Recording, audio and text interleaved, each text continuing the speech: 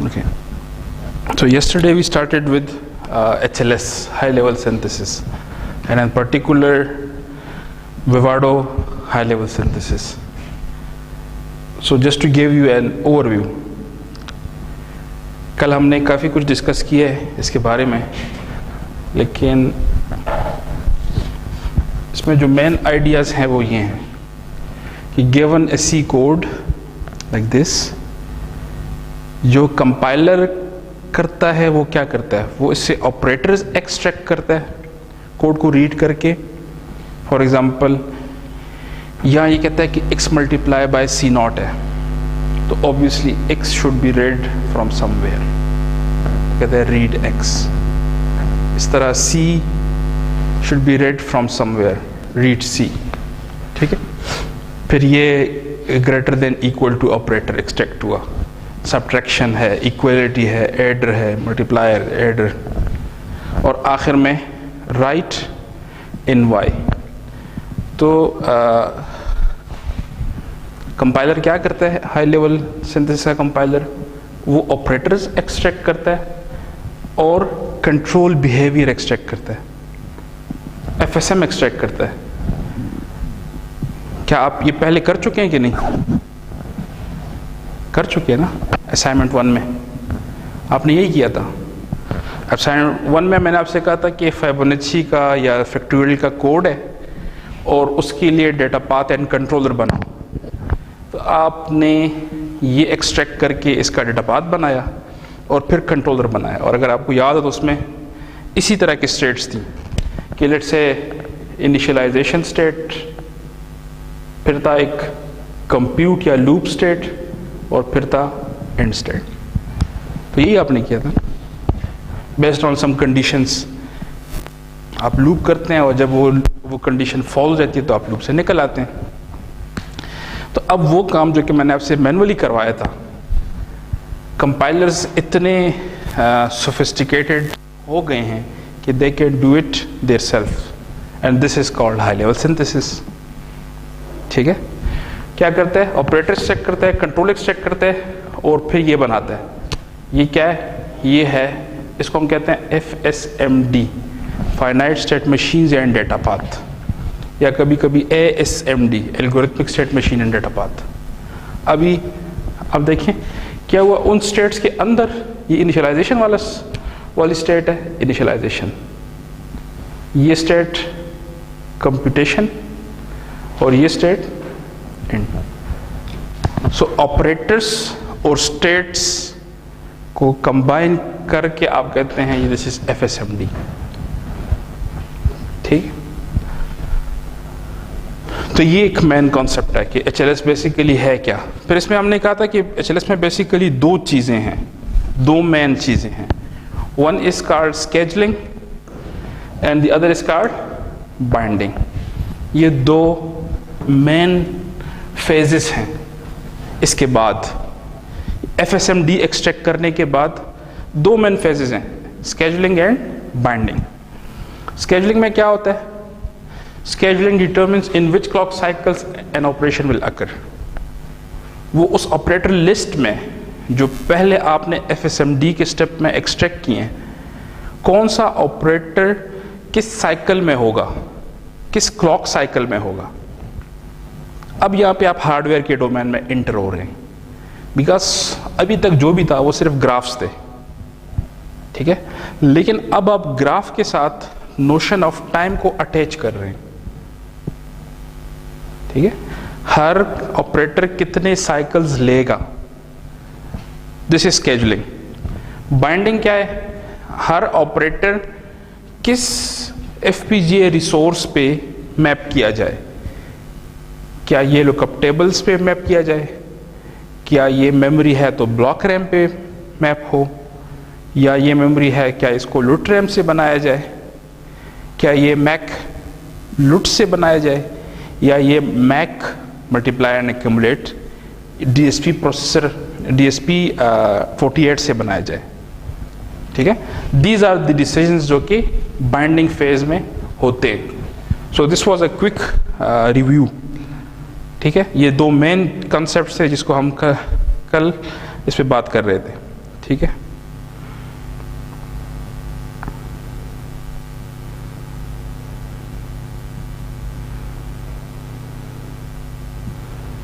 अच्छा जी,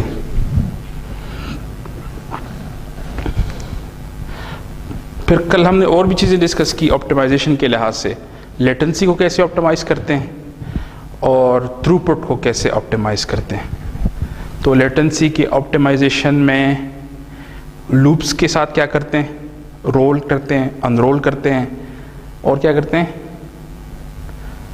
फ्लैटनिंग करते हैं लूप की, मर्जिंग करते हैं लूप की। ठीक है, ये चीज़ें थी। अब ये थ्रूपुट को इम्प्रूव करने के लिए चीज़ें थी। डेटा फ्लो, हमने कहा था कि अगर आप डेटा फ्लो का डायरेक्टिव लगाते हैं तो वो थ्रूपुट को 1 अचीव करने की कोशिश करेगा। ठीक है, तो ये वहां से स्टार्ट है अभी। और arrays are passed as single entities by default. This example uses loops but the same principle applies to functions.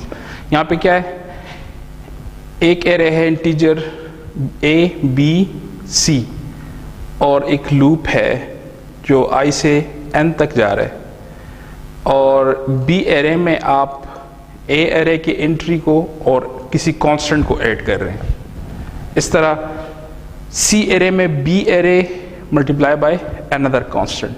ठीक है, सो ये कैसे होगा, मैं भी क्या आप इसको ऐसे स्केड्यूल करें। ये स्केड्यूल है कि लूप 1 कितने साइकिल्स ले रहे हैं, 1 2 3 4 5 साइकिल्स ले रहे लूप 1, और लूप 2 1 2 3 4 5, ये 5 साइकिल्स ले रहे हैं। सही है। सो कल हमने क्या डिस्कस किया था, इस थ्रूपुट क्या है, लेटेंसी क्या है इस किस्म के डिजाइन के लिए, 10 is the latency.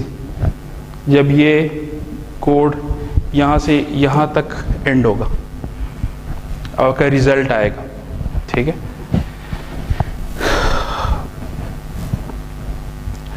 data flow pipelining allows loop 2 to start when data is ready. Data flow क्या कर सकता है, अगर आप डेटा फ्लो का इसकी ऑप्टिमाइजेशन को ऑन करते हैं, यानी इसके डायरेक्टिव को ऑन करते हैं, सो क्या हो सकता है कि लूप 1 यहाँ पे चल रहा है और जब ये इसको अलाउ करे तो लूप 2 भी इसके साथ पाइपलाइन फैशन में शुरू हो जाए। सही है।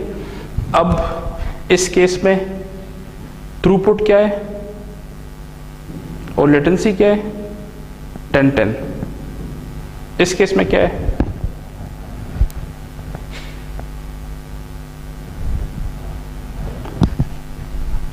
एक नया इनपुट आप कब दे सकते हैं, 2 साइकिल्स बाद। सो लेटेंसी तो वही है। ठीक है, यानी यहां पे आपका रिजल्ट कैलकुलेट होगा पूरा, लेकिन थ्रूपुट है 2, because you can apply new input quickly because of pipelining. So pipelining या data flow pipelining improves the throughput. सही है जी।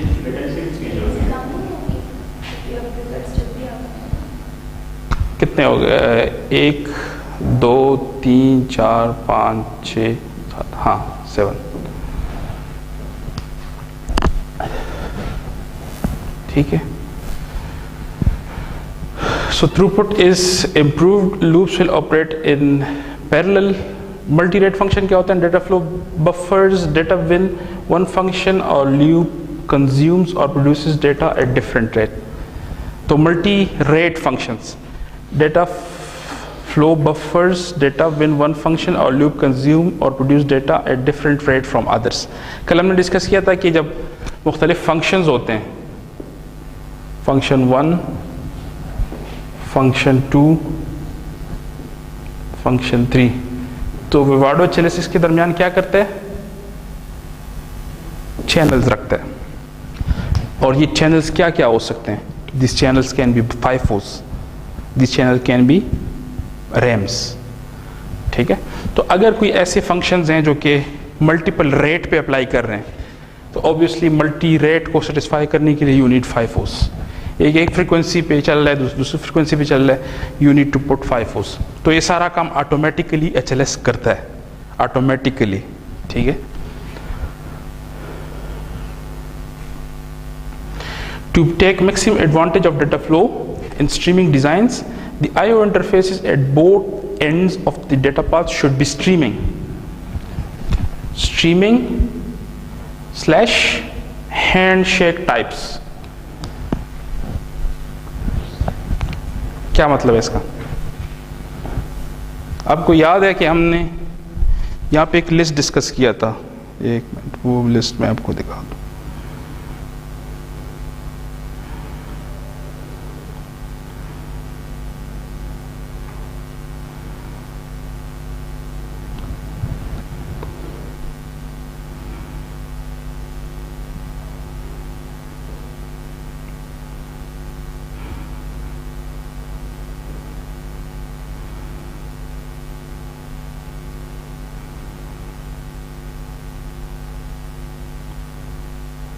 ये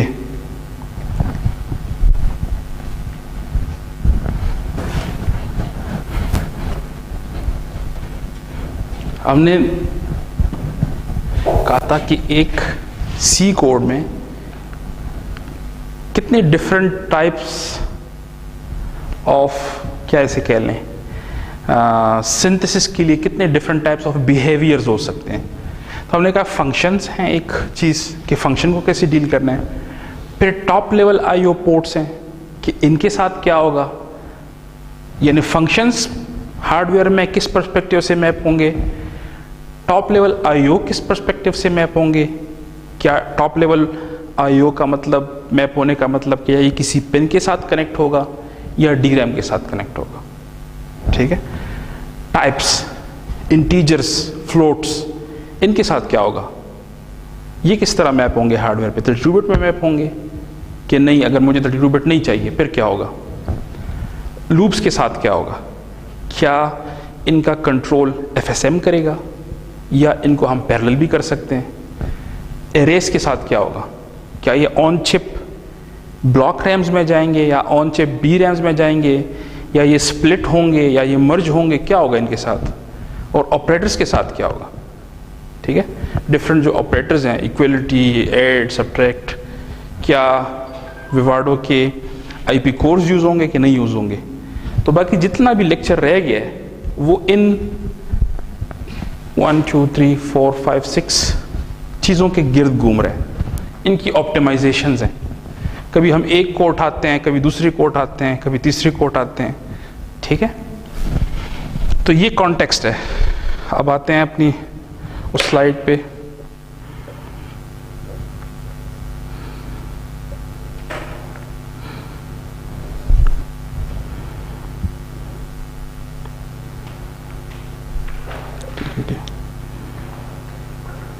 हाँ, सो ये यहाँ पे क्या है कि जो IO इंटरफेसेस हैं ये इट शुड बी स्ट्रीमिंग और हैंडशेक। स्ट्रीमिंग के लिए जो डायरेक्टिव है दैट इज AP_HS। तो आपको HLS को बताना पड़ेगा कि मेरे पोर्ट्स को AP_HS बनाओ। ठीक है, HS का मतलब हैंडशेक, और या इसको बनाओ AP_FIFO स्ट्रीमिंग बना दो। तो ये आपको स्पेसिफाई करना पड़ता है कि इस पोर्ट के साथ क्या करो। अगर इंटरनली आप पाइपलाइनिंग कर रहे हैं तो उससे फ़ायदा उठाने के लिए you should convert your IOs to streaming और हैंडशेक, ताकि IOs पे टाइम ज़ाया ना हो, वरना आपका थ्रूपुट डिक्रीज कर लेगा। अंदर सर्किट तो पाइपलाइन है लेकिन you are limited by the IO अगर आप ये नहीं करते, ठीक है।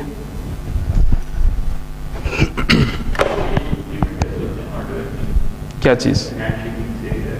हैंड शेकिंग कैसे इंप्लीमेंट होती है? Done, start, done, FSM type से।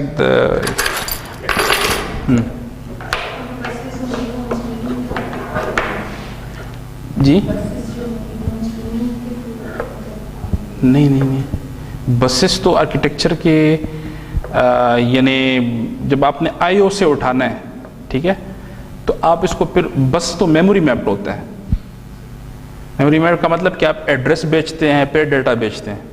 स्ट्रीमिंग का मतलब कि आप एक दफ़ा एड्रेस बेचते हैं, हर दफ़ा नहीं बेचते, फिर बर्स्ट में डेटा जाता है। तो जो IO इंटरफेस है उसको हम मेमोरी मैप बस नहीं बनाते। ये भी बस है, FIFO इज अ XI बस, लेकिन उसका एक वर्जन है that is suitable for burst traffic, ठीक है।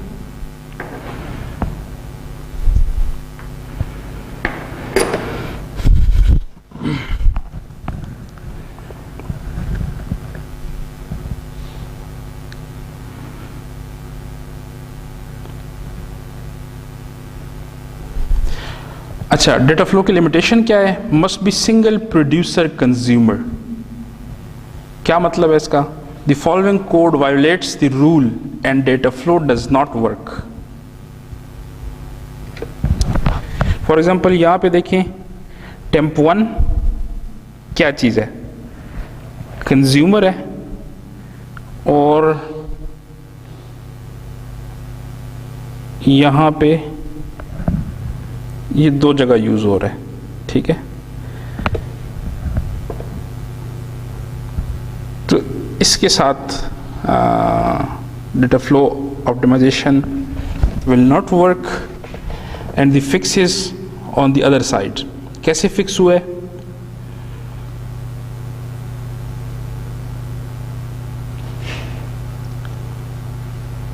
जी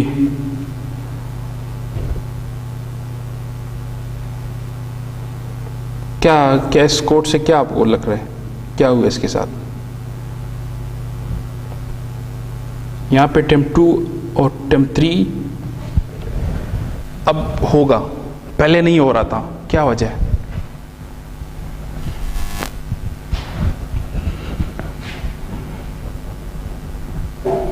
think in terms of the hardware. What do you think के नजर तो आ रहा है कि नहीं आ रहा? कोड नजर आ रहा है?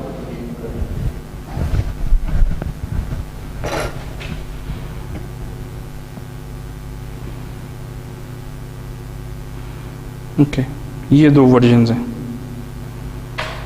Think that's enough. इसमें क्या मसला है? ये पाइपलाइन नहीं होगा, टूल इसको पाइपलाइन नहीं करेगा, इसको कर पाएगा। वाई? तो इससे क्या होता है? फिजिकली क्या हो रहा है? टेम्प 1 क्या चीज है? एरे है। एरे फिजिकली कहां पे स्टोर होगा? मेमोरी में। तो एक जगह पे आप उधर ऊपर मेमोरी में स्टोर कर रहे हैं, ठीक है, यानी मेमोरी में राइट कर रहे हैं, फिर नीचे एक ही टाइम पे आप उसको दो रीड्स कर रहे हैं, दो लूप में दो दफा रीड हो रहा है, ठीक है ना। यानी जब मैप होगा तो ऐसे तो नहीं होगा ना कि लूप 1 पहले चलेगा फिर बाद में लूप 2 चलेगा। ये तो हार्डवेयर में मैप हो रहा है। तो हार्डवेयर तो चाहता है कि लूप 1 को चलाए, लूप 2 को भी चलाए। इसका मतलब है कि एक जो मेमोरी है उससे आप रीड करना चाह रहे हैं दो चीज़ों को सिमल्टेनियसली, राइट भी है। तो इस किस्म के सिनेरियो में ना जो उसकी फिजिकल बैंडविड्थ है मेमोरी की, वो इस दोनों लूप्स को सिमल्टेनियसली, बल्कि 3 लूप्स को सिमल्टेनियसली सर्व नहीं कर सकता। बात समझ में आई? एक राइट है, 2 रीड है।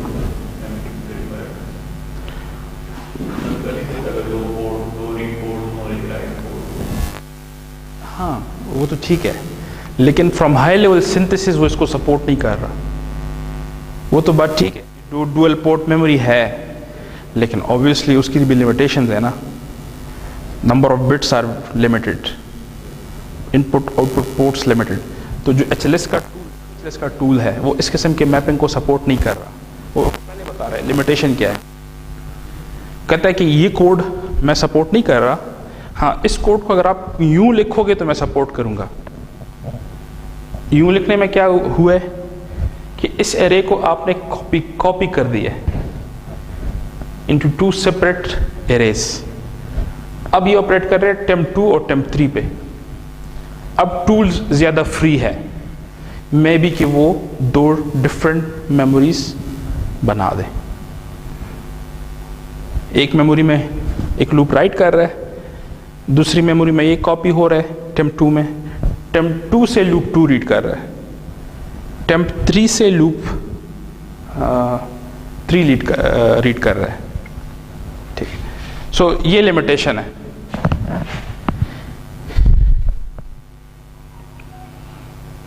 फिर दूसरी लिमिटेशन क्या है? You can not bypass a task. अब इस कोड को देखें।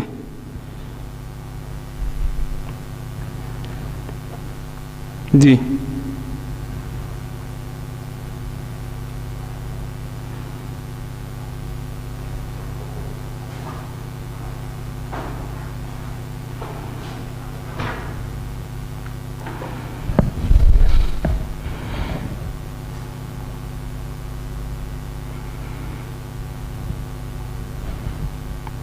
इसमें क्या क्या डिफरेंस है दोनों में?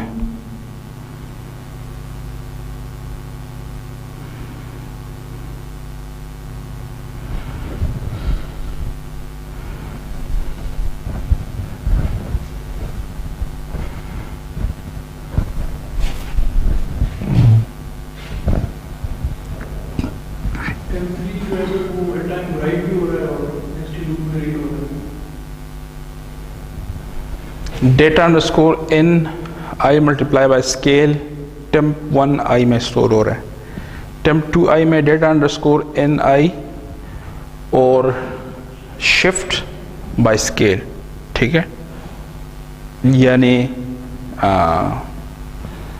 मल्टीप्लाई है और कौन सा शिफ्ट है? ये शिफ्ट राइट है ना? अच्छा, राइट शिफ्ट मीन डिवाइड। अच्छा, फिर है loop 2 for N J is equal to 0, J is less than N, J plus plus, temp 3, temp 1 plus 123, और इसमें temp 2 of K plus temp 3। कहता है ये नहीं होगा और ये होगा। अब इसमें क्या चेंज है? इसमें टेम्प 4 आ गया,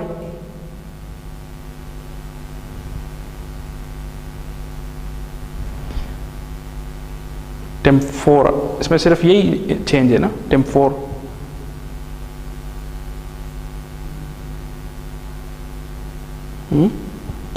टेम्प 4 गेट्स टेम्प 2, और फिर यहां पे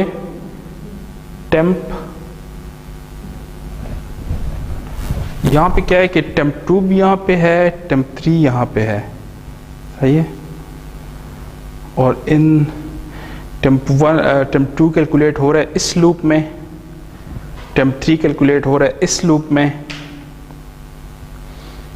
ठीक है, तो इन 2 लूप्स पे इसकी डिपेंडेंसी है। ऐसे है ना, ऐसे है ना। देखो, इसको क्या चाहिए? टेम्प 2 का एरे चाहिए, जो कहाँ पे कैलकुलेट हो रहा है? यहाँ पे लेफ्ट हैंड साइड पे है। इसका मतलब है जब तक ये कंप्लीट नहीं होगा ये तो नहीं हो सकता, अपडेटेड वैल्यू इसकी नहीं होंगी। इस तरह टेम्प 3 कहाँ कैलकुलेट हो रहा है? इस लूप में हो रहा है। तो मतलब है कि ये लूप जब कब तक कंप्लीट नहीं होगा तो ये भी अवेलेबल नहीं होगा। तो अब अगर इसको आप पाइपलाइन करने लग जाएं तो कैसे करें?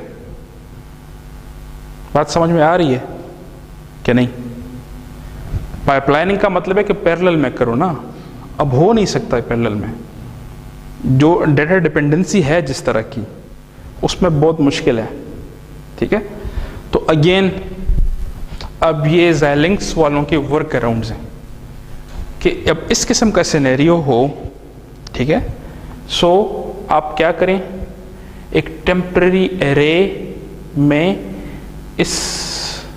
ये जो वैल्यू है ये इधर डाल दें, ठीक है। यानी जब 3 कैलकुलेट हो रहा है तब आप उसको एक और एरे में डालते जाए, सही है। तो मे बी कि इस किस्म की डिपेंडेंसी से अब वो शायद कुछ ना कुछ पाइपलाइनिंग कर सके, सही है। ये पैटर्न्स हैं, ये पैटर्न्स हैं जो कि आपको बता रहे हैं कि हमारे टूल को अगर आपने यूज करना है तो इस केस में आपको पाइपलाइनिंग नहीं मिलेगी, बिकॉज हमने डिजाइन किया है। इस किस्म के सिनेरियो में ये काम नहीं करेगा। हाँ, अगर आप इसको ये कर दें, कोडिंग स्टाइल ये कर दें, so these are coding styles, ठीक है। कोडिंग स्टाइल्स अगर आप ये करते हैं तो ठीक है, और tool will give you optimisation. ये करते हैं, you can not apply data flow pipelining, सही है। Okay ji,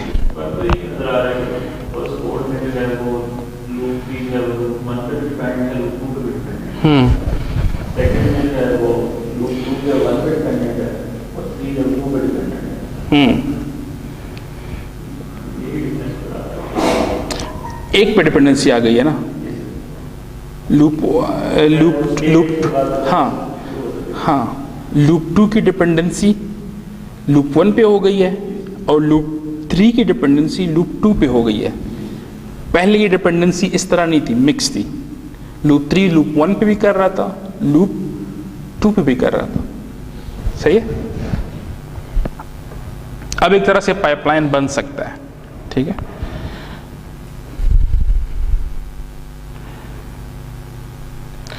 Data flow optimization. Data flow optimization is a coarse-grained pipelining at the function and loop level. तो एक वो नॉर्मल पाइपलाइनिंग जो कि हम पहले पढ़ते रहे कि सर्किट में रजिस्टर लगा दो, दैट इज पाइपलाइनिंग। और डेटा फ्लो पाइपलाइनिंग क्या चीज़ है? ये पाइपलाइनिंग ही है but at a coarser level, at a higher level. किस लेवल पे? At the level of function and loop.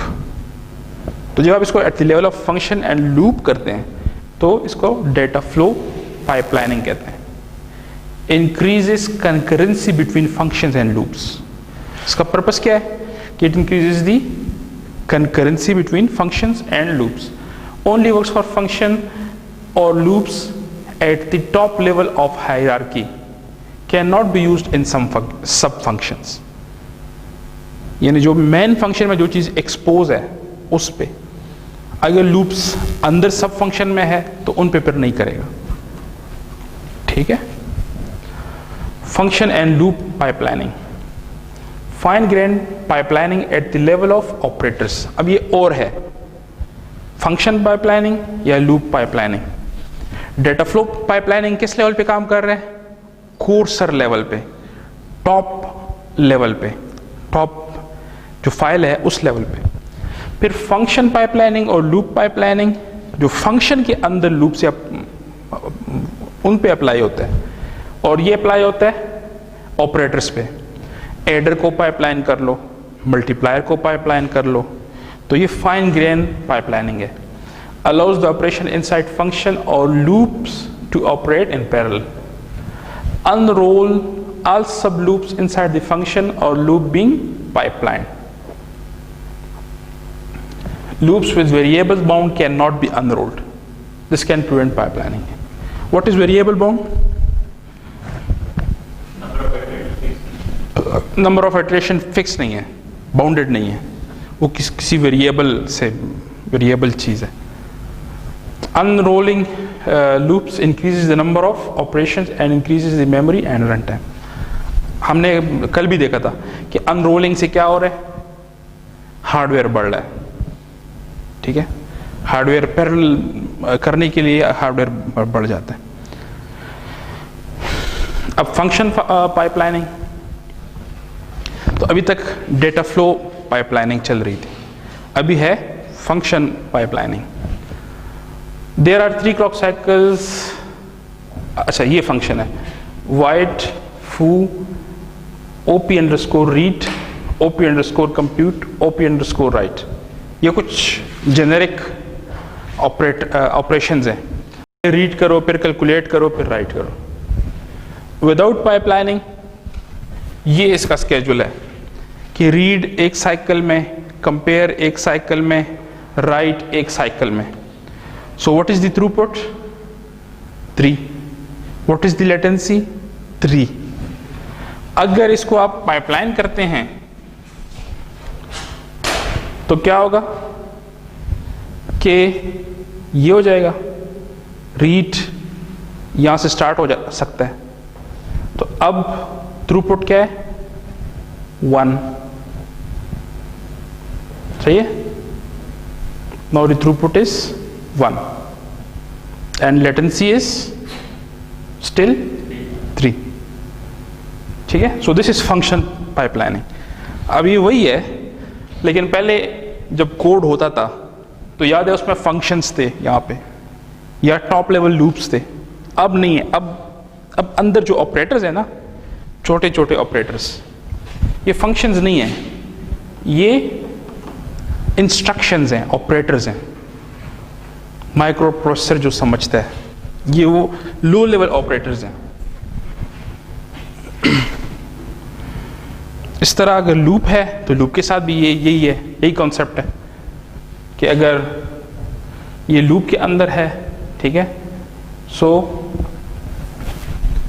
Read compare right, throughput 3, latency 3, एक इटरेशन की।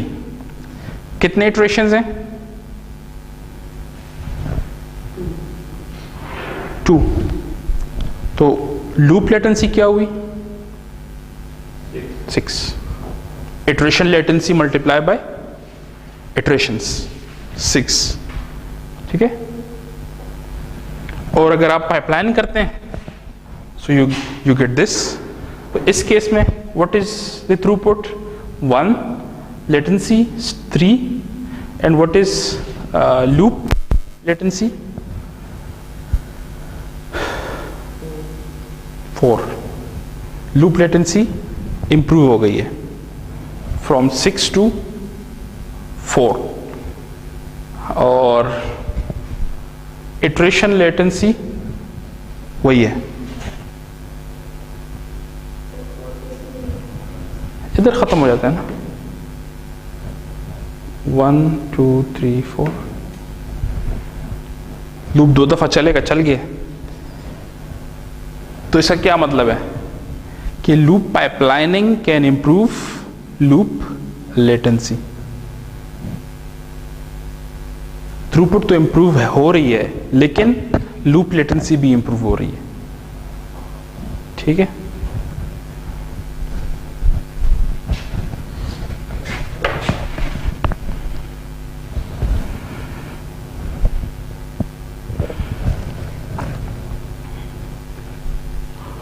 Pipelining and function / loop hierarchy. Vivado HLS will attempt to unroll all loops nested below a pipeline directive. अगर आपने pipeline directive select किया है तो उसके under जितनी भी लूप्स हैं उसको अनरोल किया जाएगा। Unroll means paralyse. may not succeed for various reasons। ठीक है? लूप जिनमें से एक है loop with variable bounds can not be unrolled. तो जब भी लूप के नंबर ऑफ इटरेशंस नहीं पता, नहीं डिटरमिन्ड, तो वो अनरोल नहीं होगा। Number of iteration should be determined. 100 times चलेगा, 10 टाइम्स लूप चलेगा, देन यू कैन अनरोल। अगर वेरिएबल है then it can not be unrolled. Unrolling multi level loop nest में create a lot of hardware, तो some time it may not work. अगर बहुत ज़्यादा nesting है तो मे बी कि आप उसको अनरोल टूल ना कर सके। ठीक है? Pipelining of the inner most loop will result in best performance for area. अगर नेस्टेड लूप्स हैं तो इट्स बेटर के इनर मोस्ट लूप को पाइपलाइन करें, ठीक है, इट विल रिजल्ट बेस्ट, क्योंकि ऐसे केसेस में ना इनर लूप में ही सारा कुछ होता है, आउटर लूप में कोई खास लॉजिक लोग नहीं रखते, जो इनर लूप है उसके अंदर सारा कुछ होता है।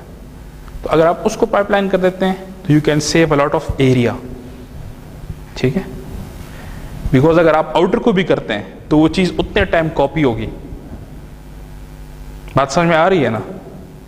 अगर आप आउटर को भी करते हैं तो वो पूरे के पूरे इनर लूप के हार्डवेयर को कॉपी करेगा, ठीक है।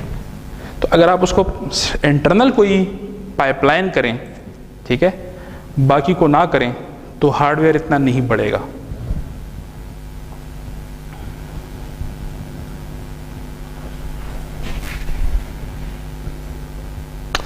यहां पे क्या चीज है, लूप 1, लूप 2, यहां पे है hash pragma AP pipeline, out ij is equal to in ij plus in 2ij, 1 adder 3 axes.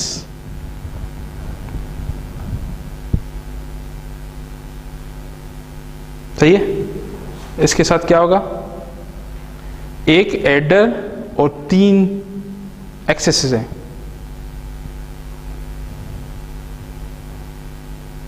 ये 3 मेमोरी एक्सेसेस हैं, ये एरे और ये एरे, ठीक है। यहां पे देखो, यहां पे क्या डिफरेंस है, यहां पे आपने अब जो प्राग्मा था वो ऊपर चला गया है,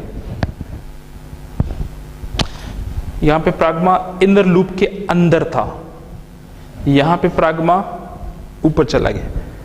प्राग्मा क्या चीज है, डायरेक्टिव टू HLS कि इसके साथ क्या करो। अब इसका इफेक्ट क्या होगा,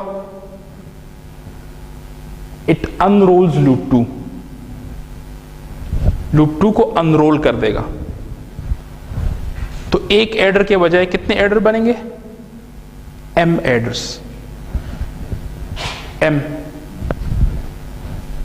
कितने एक्सेसेस होंगे मेमोरी को, 3 into M,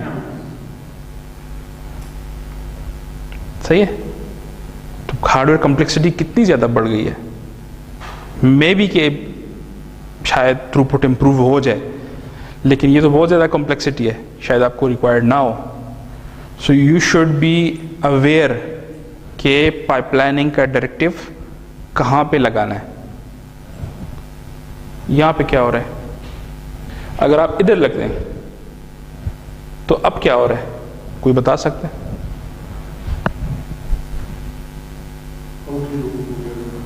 दोनों को अनरोल कर दिए, दोनों को अनरोल कर दिए, कितने एड्रेस होंगे, N into M, और axes 3 times N into M, सही। मेमोरी एक्सेसेस, मेमोरी रीड और मेमोरी राइट।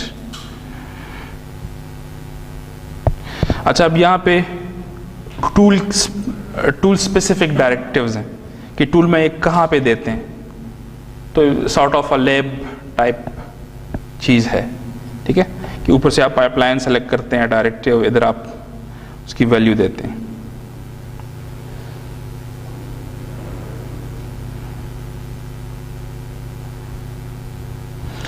अच्छा, फिर यहाँ पे है pipelines can optionally be flushed. Flush का क्या मतलब है, flush means when the input enable goes low, no more data, all existing results are flushed out. तो ये भी सिलेक्ट, मतलब टूल आपको ऑप्शन देता है कि आप फ्लश करना चाहते हैं, नहीं करना चाहते। अगर आप फ्लश करना चाहते हैं तो वो हार्डवेयर में वो कैपेबिलिटी डाल देता है, ठीक है।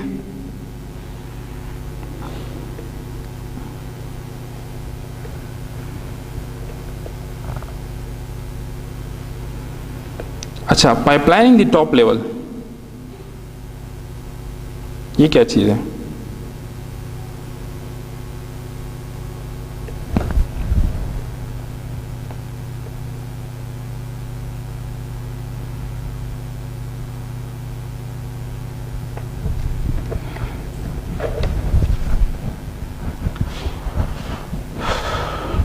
अगर ये टॉप लेवल लूप है, ठीक है, foo_top, L1 for I is equal to 1, I is less than n, I plus plus, accumulator is equal to accumulator plus n1 plus n2. सही है. Loop pipelining top level loop may give a bubble. What is a bubble? A bubble is an interruption of data stream.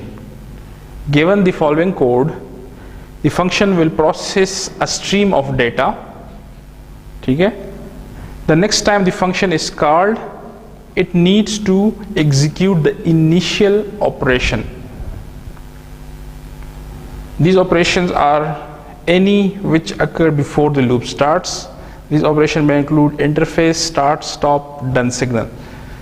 This can result in unexpected interruption of data stream. क्या मतलब है इसका?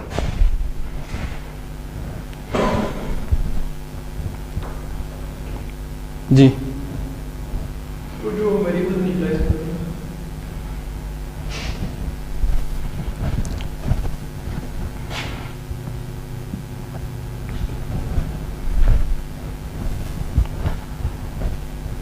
For example इस इधर से जो पहले loop से पहले कुछ इनिशियलाइजेशन वगैरह है. ठीक है. सो फर्स्ट यू इनिशियलाइज, फिर लूप है. ठीक है. और यहां पे आप लूप से आउट हो जाते हैं. अब अगर दोबारा आप इसमें एंटर होते हैं, देन यू इनिशियलाइज और फिर एक्यूमुलेट होता है. तो अगर you do pipeline processing of data, ठीक है, इसको पाइपलाइन करते हैं. ठीक है. सो हियर ये जो इनिशियलाइजेशन है, it creates a bubble, because इस फंक्शन को डेटा स्ट्रीमिंग आ रहा है. नहीं समझ आई? इस फंक्शन को जो डेटा है पोर्ट्स पे वो स्ट्रीमिंग आ रहा है. ठीक है. अब दोबारा इसको इनिशियलाइजेशन की जरूरत नहीं है. इनिशियलाइजेशन तो एक दफा हो गया ना. अब ये फंक्शन चल रहा है कंटिन्यूअसली. ठीक है. और जो डेटा है ये फंक्शन के अंदर है. इनिशियलाइजेशन का डेटा तो एक दफा है ना, अंदर है. अब अगर वो भी हार्डवेयर पे मैप हो जाए, सही है, तो जो स्ट्रीम ऑफ डेटा आ रहा है वो इसको इंटरप्ट कर सकता है. It can create a bubble. तो ये उसके लूप दो दफा क्यों एग्जीक्यूट हो रहा है? अगर वो दो दफा एग्जीक्यूट हुआ है, दो दफा नहीं, हार्डवेयर है ना, लूप तो मैप हो जाएगा हार्डवेयर पे, लेकिन साथ में इनिशियलाइजेशन डेटा भी मैप हो जाएगा. अगर वो दूसरी दफा रन हो रहा है सर, वो तो और बात है. लेकिन जब भी हार्डवेयर यानी एक सी कोड है, सी कोड में इनिशियलाइजेशन डेटा भी है, लेकिन हार्डवेयर की तो प्रॉपर्टी है कि आप उसको मैप करते हैं तो वो कंटिन्यूअसली काम करता है. ठीक है. अब अगर उसने उसकी इक्विवेलेंट हार्डवेयर भी निकाल दिया इनिशियलाइजेशन डेटा के लिए, तो अब स्ट्रीम ऑफ डेटा है वो आ रहा है. अब ये अगर लेट्स से हार्डवेयर को आपने रीसेट कर दिया या ऑफ कर दिया, ठीक है, और आप चाहते हैं कि जी ये कंटिन्यू करे, इस स्ट्रीम से कंटिन्यू करे, ठीक है, तो वो जो इनिशियलाइजेशन वाला है पार्ट है वो भी हार्डवेयर में मैप है, वो उसको इंटरप्ट करेगा. ठीक है.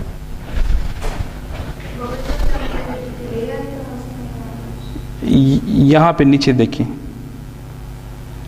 Using rewind option of continuous pipelining. ये मतलब है कि वो जो इनिशियलाइजेशन यहां पे दोबारा थी वो ना हो, वो सिर्फ एक दफा हो. इधर अब नहीं है ना, वो बबल नहीं है. कहते हैं इसके लिए क्या करना पड़ेगा, इसके लिए इनेबल लूप रिवाइंडिंग. ठीक है, आप ये करेंगे. The rewind portion only affects the top level loops, ensures the operation before the loop are never re executed. ठीक है, when the function is re executed. Loop से पहले जो ऑपरेशंस हैं इट इंश्योर करता है कि ये कभी भी हार्डवेयर में उस तरह एग्जीक्यूट ना हो. तो इसमें ये लिखा हुआ है कि फंक्शन री एग्जीक्यूट हो रहा है, यानी दोबारा एग्जीक्यूट हो रहा है. नहीं, लेकिन फंक्शन री एग्जीक्यूट हो रहा है, या इसको आप यूं कह लें कि हार्डवेयर में जा रहा है, ये जो पार्ट है इनिशियलाइजेशन वाला पार्ट, ये हार्डवेयर में एक दफ़ा होना चाहिए। दिस इज द स्टोरी, ठीक है। लूप से आउटर पोर्शन, लूप से outer portion, outer most loop से जो हाँ, इसकी जो मैपिंग हो वो इस तरह हो कि ये बार बार ना हो, ठीक है। अगर आप ये चाहते हैं so you should select these options. Again ये मतलब वो कह लें कि हैंड्स ऑन के लिए छोटे छोटे टूल के वो हैं, ऑप्टिमाइजेशंस हैं। Issues which can prevent pipelining functions unroll R loops. Again ये बहुत सारी चीज़ें रिपीट हो रही हैं, जैसे अनबाउंडेड लूप की बात है। फीडबैक अगर है तो इट कैन प्रिवेंट पाइपलाइनिंग, जैसे यहाँ पे है।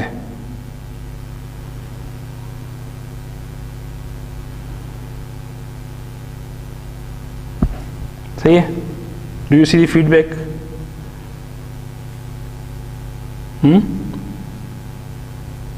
बी आप कैलकुलेट भी कर रहे हैं और बी पे आप लूप के टर्मिनेशन का डिसीजन भी ले रहे हैं। So this is feedback.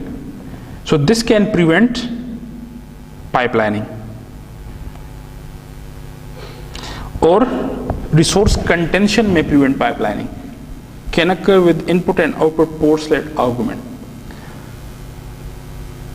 मतलब अंदर तो आपने पाइपलाइन कर दिया, लेकिन पोर्ट्स पे क्या होगा? अंदर आर्किटेक्चर पाइपलाइन हो गया, लेकिन port is the entry point और एग्जिट पॉइंट। अगर उधर से आप थ्रूपुट नहीं अचीव कर पा रहे, फिर क्या होगा?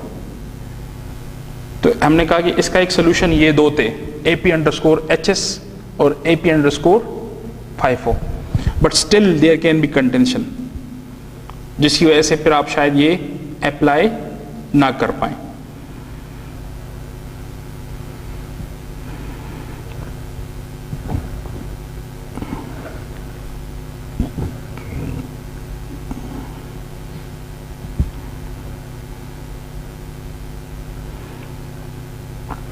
अब इस एग्जांपल में क्या है? रिसोर्स कंटेंशन एक फंक्शन है op read m0, op read m1, op compute op write, ठीक है। ये read, ये compute write. In this example there are two read operations on the same port m, which can be a memory. एक port है जो memory के साथ connect है। पाइपलाइन विद, अगर आप पाइपलाइन करते हैं तो नहीं हो सकता, ठीक है। पाइपलाइन ये करेगा ना कि इस रीड को यहाँ पे स्टार्ट कर लेगा, लेकिन आउटर इंटरफेस पे तो आपको अगर सिंगल पोर्ट रीड अवेलेबल है तो वो आप एक ही रीड कर सकते हैं, ठीक है। तो रिसोर्स कंटेंशन हो गई। तो इसमें आप इस ऑप्टिमाइजेशन की वैल्यू 2 ही रखेंगे। इसकी ये वैल्यू इंप्लीमेंट नहीं हो सकती, ठीक है।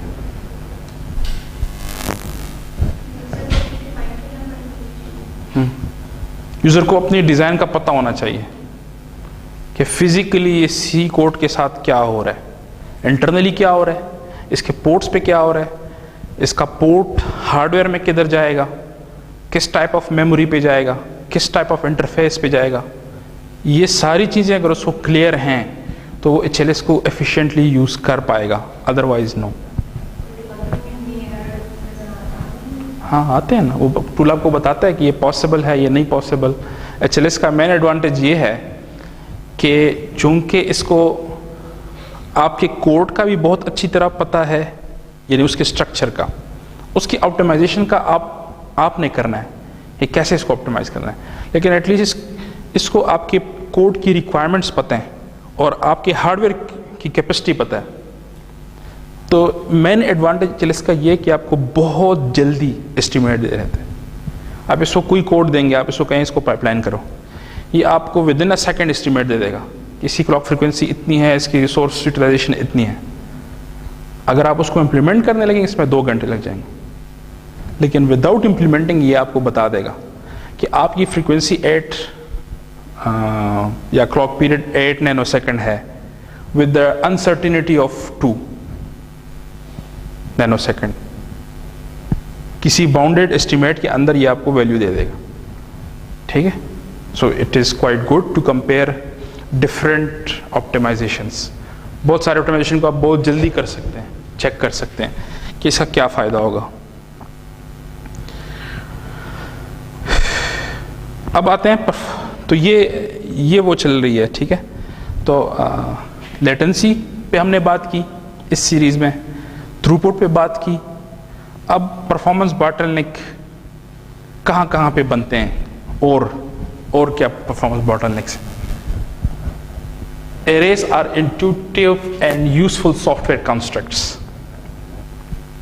They allow the C algorithm to be easily captured and understood. Array access can often be performance bottleneck. क्या चीज़? Array accesses जो ट्रांसलेट होते हैं into memory accesses. अब obviously अगर वो memory VRAM है उसका access time different है, लुट रैम है उसका एक्सेस टाइम डिफरेंट है, डी रैम है उसका एक्सेस टाइम डिफरेंट है, ठीक है। इस तरह उसके नंबर ऑफ पोर्ट्स, शायद बी रैम में नंबर ऑफ पोर्ट्स ज़्यादा हों, लुट रैम में शायद कम हो। तो ऑल दीज थिंग्स जो हैं they matter. Arrays are targeted to a default RAM.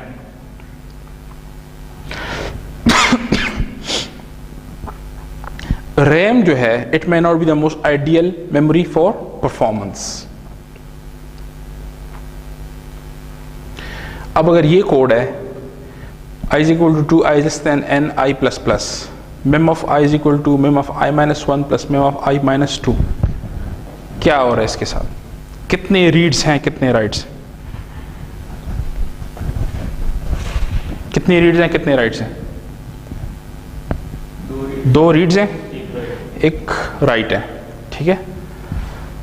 सो जी हाँ, एक लूप के एक इटरेशन में, ओवरऑल तो ज्यादा है, एक इटरेशन में।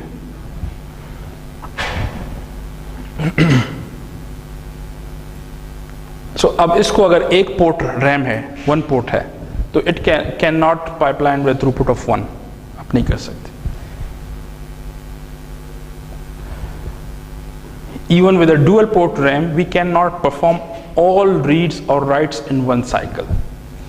अगर dual port RAM है, तो then you can ji dual port RAM में 2 read हो सकते हैं, ठीक है, लेकिन then you have to do what? Add and write in another cycle, ठीक है। So मतलब ये आप इसको 1 साइकिल पे नहीं ला सकते, इस ऑपरेशन को 1 साइकिल पे नहीं ला सकते, थ्रूपुट को 1 नहीं कर सकते। नहीं ना, ऑपरेशन भी है ना एडर का। लेकिन अगर ट्रिपल पोर्ट हो तो ट्रिपल पोर्ट मेमोरी है नहीं ना। जो बी ब्लॉक रैम्स हैं they are at most dual port. इसका जो क्वेश्चन है बड़ा इंटरेस्टिंग क्वेश्चन है, और अगर आप चेक करें लोगों ने ऑन चिप बी रैम्स के पोर्ट्स बनाने पे इतना काम किया कि आप हैरान रह जाएंगे। इतने पेपर्स निकालें सिर्फ इस एक पे कि नंबर ऑफ पोर्ट्स को कैसे इंक्रीज करें, और बड़े ज़बरदस्त किस्म के पेपर्स, ठीक है। सो आप इसको सर्च कीजिएगा कि नंबर ऑफ पोर्ट्स को कैसे इंक्रीज करते हैं, उस पर बहुत ज़्यादा काम है, which is quite interesting, B RAMs में भी और लुट रैम्स में भी। अच्छा, नहीं हो सकता ना, एक साइकिल में रीड होगा, फिर एड भी कुछ टाइम लेगा ना, एड का ऑपरेशन है।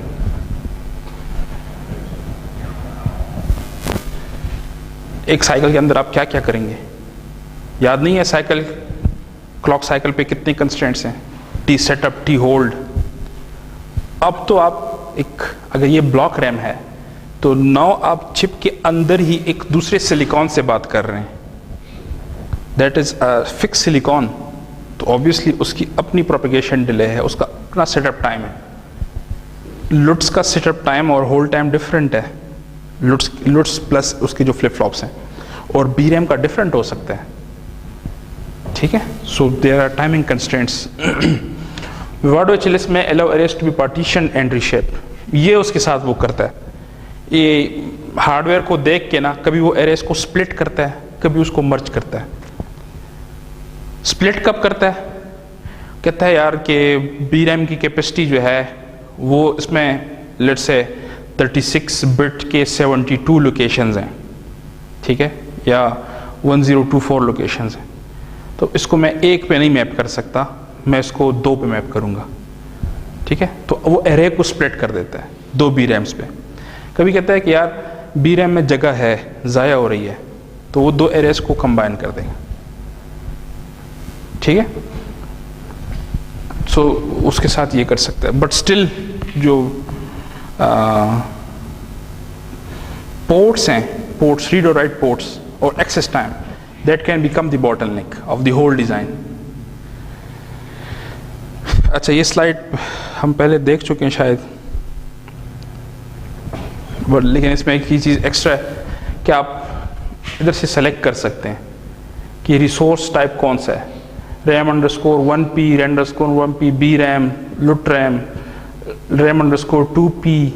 इधर से आप फिजिकल रिसोर्स को सेलेक्ट कर सकते हैं कि मेरे इस रैम को ना डुअल पोर्ट बी रैम पे डाल दो, या बी रैम पे नहीं डालना, लुट रैम पे डाल दो, बिकॉज लुट रैम का एक्सेस टाइम लेट्स से कम है, ठीक है।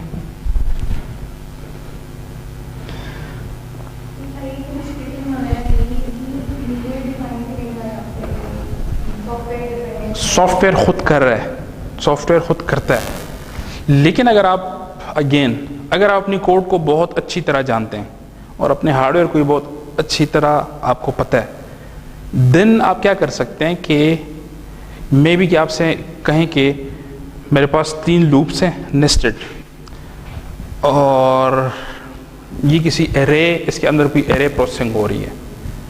आप कहें कि अच्छा मेरे पास जो कैपेसिटी है वो इतनी है, तो लेट्स से मैं इसको इन नेस्टेड लूप्स को ऐसे इस स्टाइल में नहीं लिखता, इसको मैं चेंज करता हूँ। तो उन्हीं नेस्टेड लूप की जो फंक्शनैलिटी है, without affecting that you can write a single loop. क्या होगा, ज़्यादा से ज़्यादा उसके इंडेक्सेस चेंज हो जाएंगे ना। अगर एक लेट्स है N1 तक चल रहा है, दूसरा N2 तक चल रहा है, तीसरा N3 तक चल रहा है, तो जो सिंगल लूप होगा वो N1 cross N2 cross N3 तक चलेगा, और अंदर जो इंडेक्सेस एक्सेस हैं वो उस तरह चेंज हो जाएंगे। तो इस तरह ना स्प्लिट करके इंडेक्सेस को रीअरेंज करके, अगर आपको पता हो हार्डवेयर के बारे में, एल्गोरिथम के बारे में, तो maybe you can optimise better. Main goal ये है ना कि आपने टूल के लिए आसानी पैदा करनी है कि वो आपके कोडिंग स्टाइल से किसी पैटर्न को निकाले, कोडिंग स्टाइल से किसी पैटर्न को निकाले जो उसको पता हो। अदरवाइज अगर आप इसको वाइसली यूज नहीं करते तो it will give you poor hardware.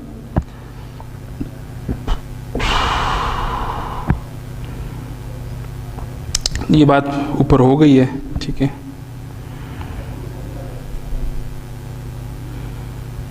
तो एरे पार्टीशनिंग, एक तो मैंने कहा कि आप खुद कोड चेंज कर लें, इस तरह ऑप्शन भी है एरे पार्टीशन, ठीक है।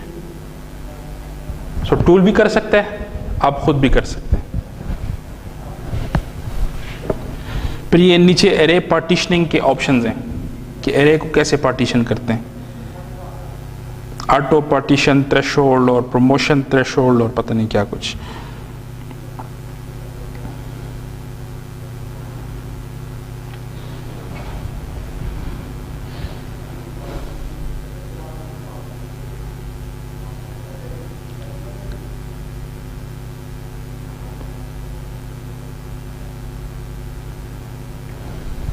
ये क्या चीज़ है?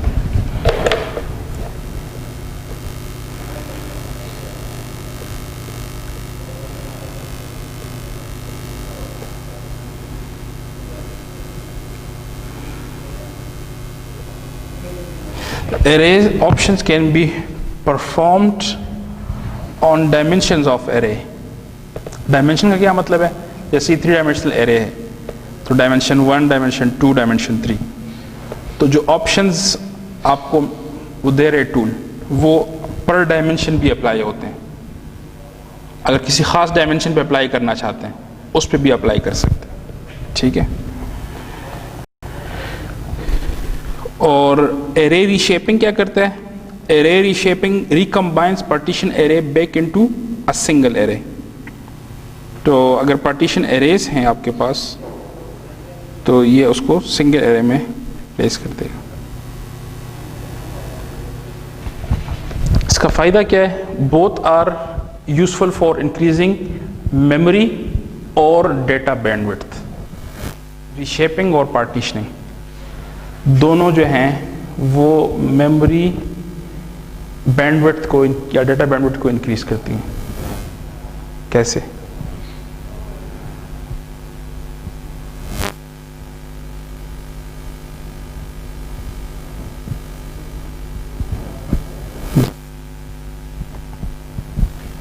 Reshaping simply increases the width of data. Reshaping simply increases the reshaping का क्या मतलब था जी? हाँ, अरेज को कंबाइन करना, स्प्लिटेड अरेज को कंबाइन करना। So it only increases the width, data width, because you combined the splitted array, ठीक है।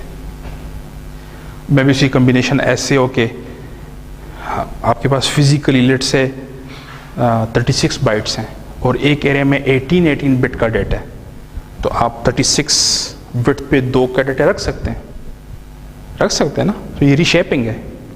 एक ही लोकेशन पे 2 एरेज का डेटा पड़ा हुआ है। बात क्लियर है कि नहीं? फॉर एग्जांपल कुछ बी रैम्स हैं जो आप उनको इस डायमेंशन में कॉन्फ़िगर कर सकते हैं, 36 बिट। फिर उस लिहाज से ये विड्थ डेप्थ चेंज हो जाता है। मे बी कि इसके लिए आपके पास डेप्थ हो 1024, लेकिन जब बी रैम को आप ये भी कर सकते हैं 72, उस वक्त ये जो डेप्थ है ये 512 पे आ जाता है। तो रीशेपिंग का मतलब ये है कि लेट से अगर आपके पास एक एरे में 18 है, दूसरे में 18 है, इसको इधर रख देना, 2 एरेज का डेटा रख दें। इधर आप 4 एरेज का डेटा रख सकते हैं।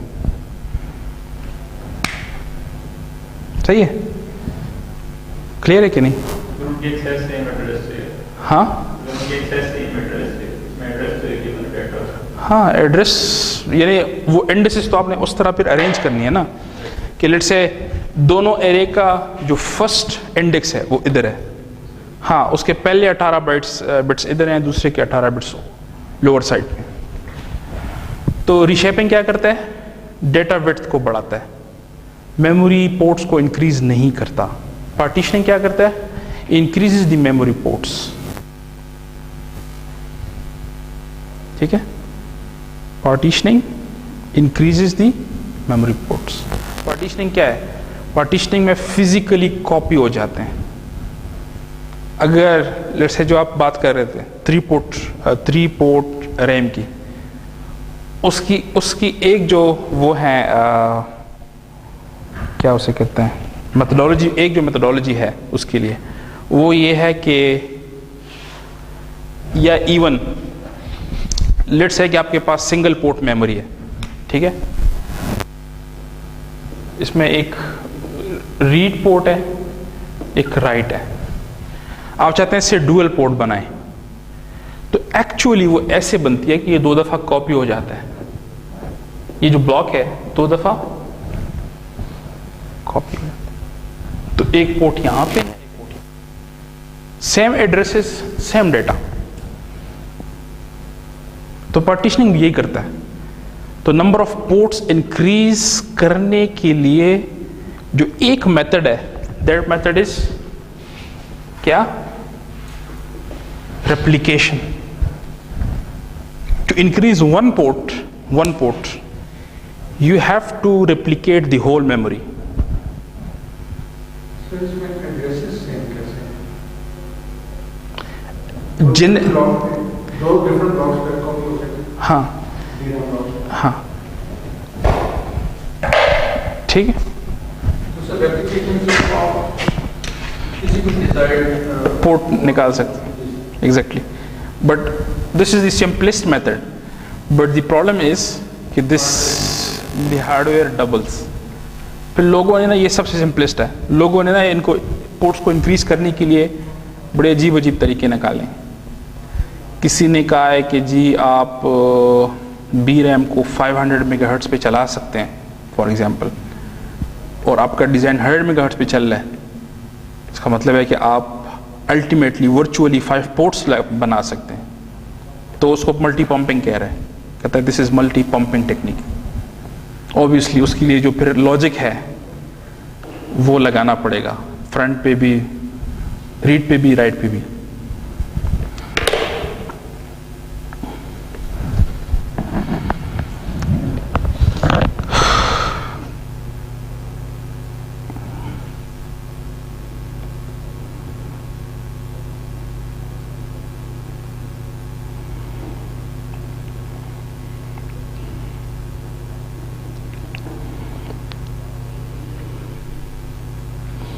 अच्छा,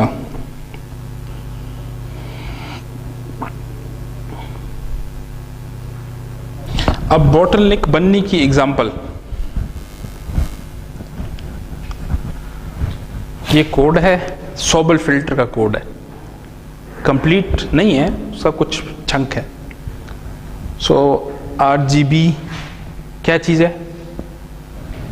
कल हमने डिस्कस किया था, टाइप डिफ। RGB क्या चीज है? टाइप डिफ। इंटरपिक्स, ये इस टाइप से एरे है, ठीक है। सो जिसका max height max width. API pixel, out pixel, again this is another type def, ये उसका एरे है। These are integers. फिर यहाँ पे लूप्स हैं, row is equal to 0, row is less than row plus 1, row plus. Sobel loop for column 0, column less than col plus 1। अच्छा, अब यहाँ पे क्या हो रहा है? If col is less than cols, ये मतलब मैक्सिमम कॉलम्स हैं, ठीक है।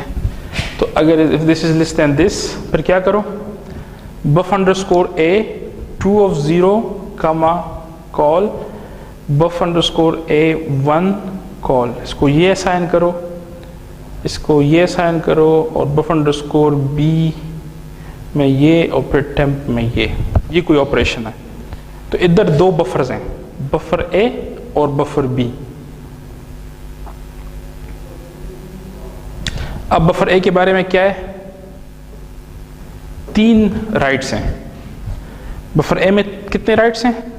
3, 2 यहां पे हैं और एक यहां पे। बफर ए में कितनी रीड्स हैं? 3 राइट्स प्लस 3 रीड्स, ठीक है।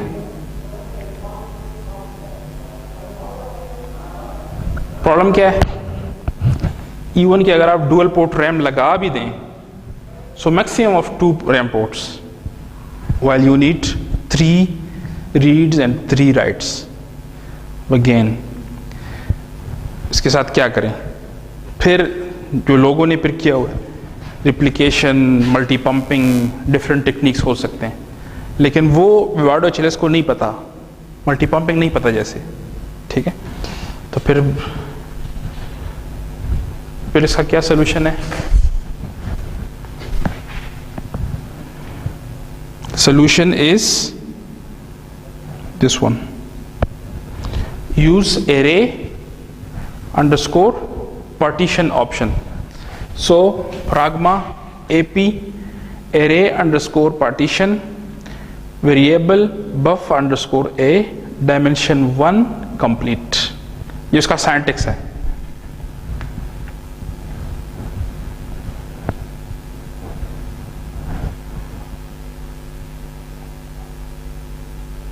बिकॉज ये डायमेंशन 1 पे ही हो रहा है ना. डायमेंशन 1 कौन सी? ये वाली है ना. सही है. डायमेंशन 1.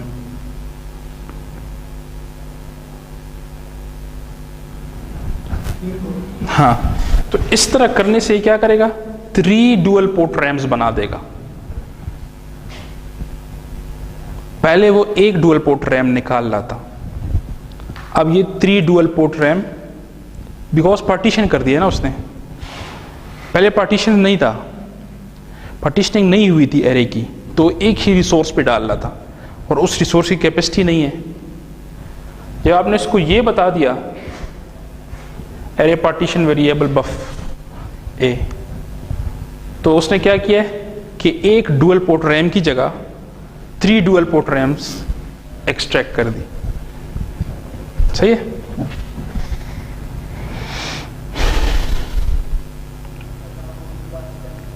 अच्छा, इसने एरर आपको क्या दिया था? एरर आपने उसको ऊपर दिया था अनेबल टू स्टोर ऑपरेशन. ठीक है.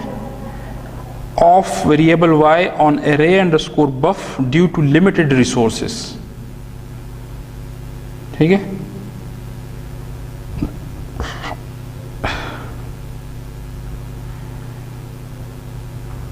Structs array, structs and arrays. Structure का नाम तो आपने सुना होगा सी में. क्लासेस से पहले लोग स्ट्रक्चर यूज करते थे. Structs are commonly used coding construct. By default, struct are separated into separate elements. Struct क्या होता है? Type, diff, struct, unsigned character array, unsigned character C. My data. My data को आपने अब अपना डेटा टाइप बना दिया. टाइप diff से ये अपना डेटा टाइप बन गया. अब जब भी आप लिखेंगे my अंडरस्कोर डेटा, तो इट एक्ट्स लाइक इंट, जिसके अंदर क्या है? फिर अंदर एक है कैरेक्टर ए, कैरेक्टर एरे बी और कैरेक्टर सी. ठीक है. अब ये कैसे मैप होता है? अगर ये आपके कोड में हो स्ट्रक्चर, तो ये कैसे मैप होता है? They are treated as separate elements. 8 bit port बनेगा कैरेक्टर ए के लिए, 8 bit memory port B array के लिए और 8 बिट पोर्ट सी के लिए. ठीक है. हार्डवेयर में इसको वो सेपरेट ट्रीट करेगा. Internally separate buses and wires, separate logic, control logic. अगर आपने इसको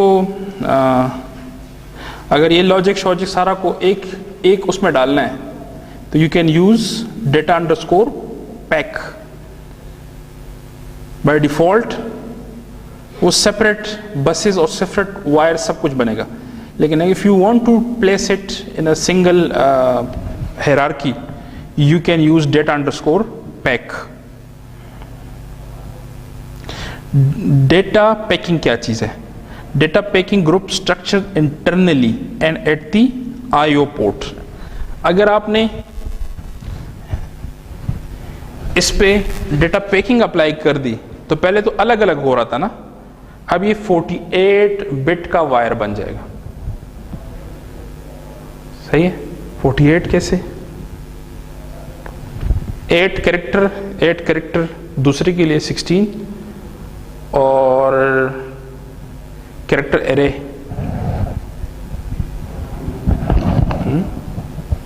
8 क्रॉस 4 ना 32. 16 प्लस 32 से क्या आता है? 48 सही। तो एक ही पोर्ट और उसका लॉजिक पर ये बन जाएगा।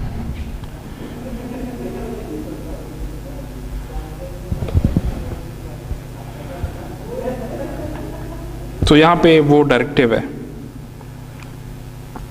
यू सी हियर, यहां पे स्ट्रक्चर है कोड साइड पे, और यहां पे ये स्ट्रक्चर है my अंडरस्कोर डेटा, और my underscore data a underscore in, ये इसका पॉइंटर है। तो इस साइड पे आपको ये व्यू नजर आता है, तो इसमें आप कह दें पैक,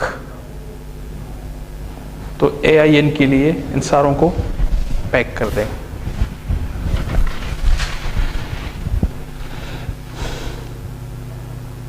ठीक है, so this is the end of this series. फिर समरी है, let me take 5 minutes break. ठीक है, कुछ पानी शानी पीते हैं, उसके बाद स्टार्ट करेंगे डेटा टाइप्स। अभी तक हमने इस सीरीज में ना शायद 2 कवर करेंगे, फंडामेंटल कॉन्सेप्ट्स और दूसरा लेटेंसी, थ्रूपुट और ये एरेस, इसके बारे में। अब तीसरा है data types, integer, floats, custom data, fix point numbers, सारा डेटा।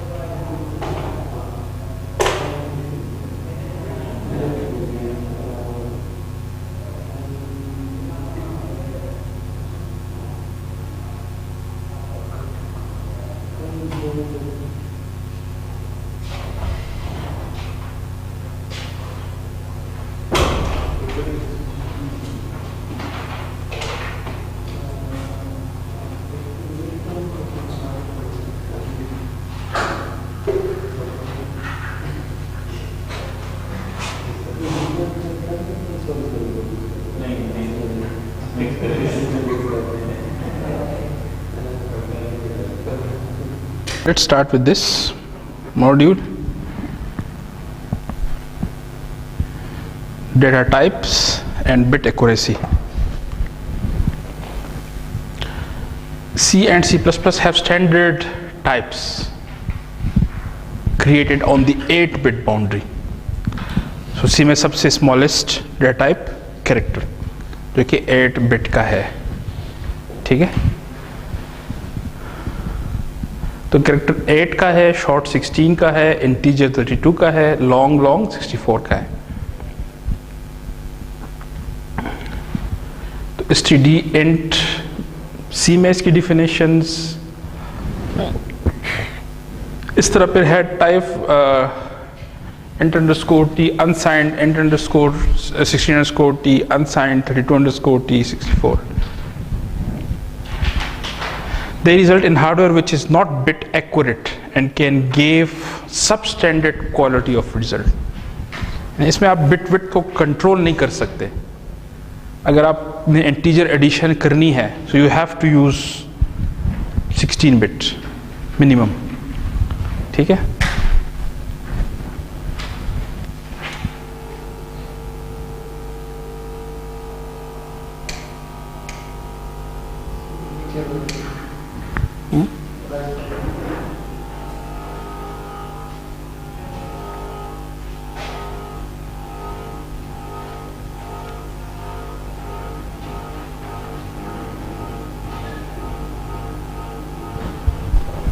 अच्छा जी। So Vivado HLS provides bit accurate types। ठीक है, bit accurate types का मतलब कि आप उसके width को कंट्रोल कर सकते हैं। Vivado HLS also provides half precision floating point data. So full precision का मतलब है सिंगल प्रेसिजन या डबल प्रेसिजन, तो इसमें हाफ प्रेसिजन भी हैं.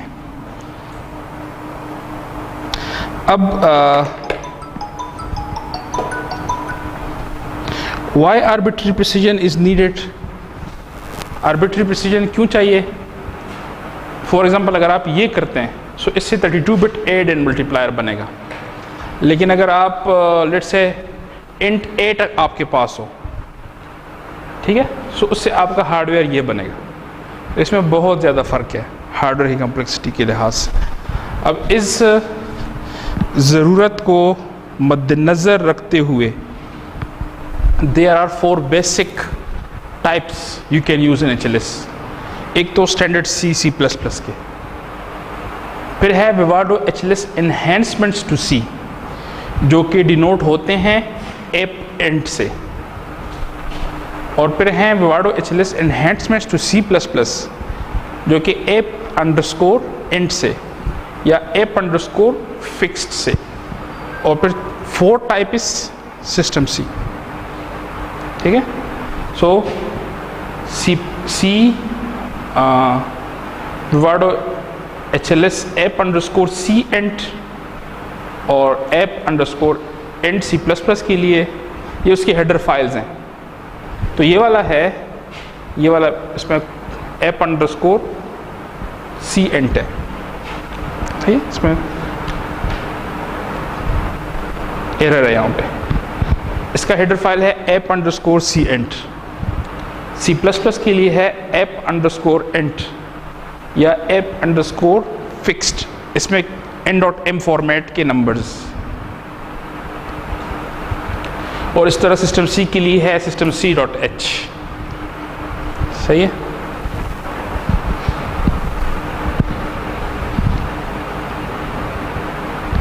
अच्छा, फिक्स पॉइंट जो हैं वो C में नहीं available. Fix point are available in C++. तो अगर आपने फिक्स पॉइंट यूज करने हैं तो वो C++ में है.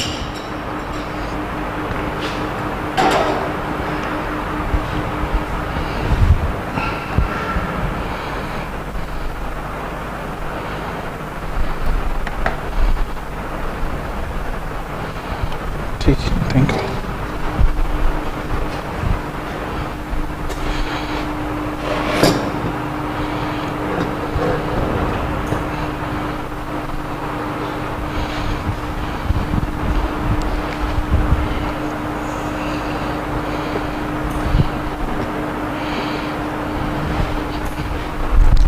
सही है.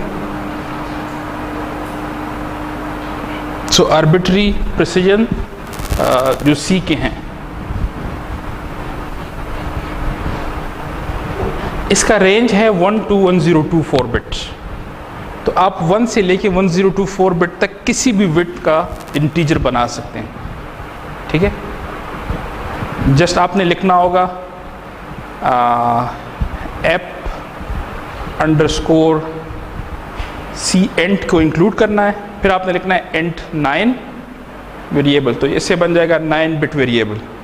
और अगर आप लिखेंगे अनसाइंड एंट 10 तो इससे 10 बिट का अनसाइंड बन जाएगा. तो एंट के साथ वो नंबर लगा दीजिए.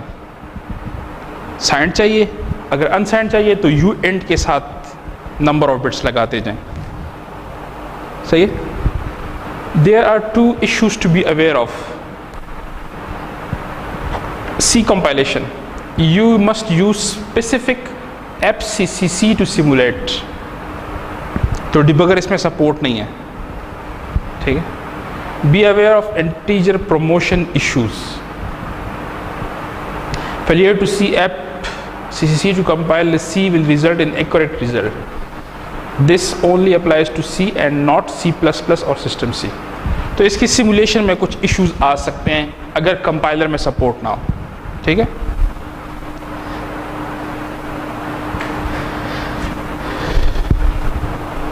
FCC क्या चीज़ है? FCC basically command line compatible GCC है विवाडो के लिए. Required to support arbitrary precision for C और use FCC at Vivado HLS CLI, ऐसे आप यूज़ कर सकते हैं। FCC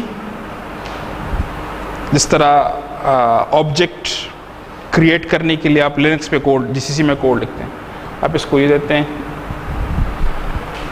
HLS uses FCC automatically when it sees arbitrary precision used in C model। तो वैसे आप इसको शेल से यूज़ कर सकते हैं, लेकिन विवाडो HLS इसको ऑटोमेटिकली यूज़ करता है, तो आपको प्रॉम्प्ट से यूज़ करने की इसकी ज़रूरत नहीं है। सही है?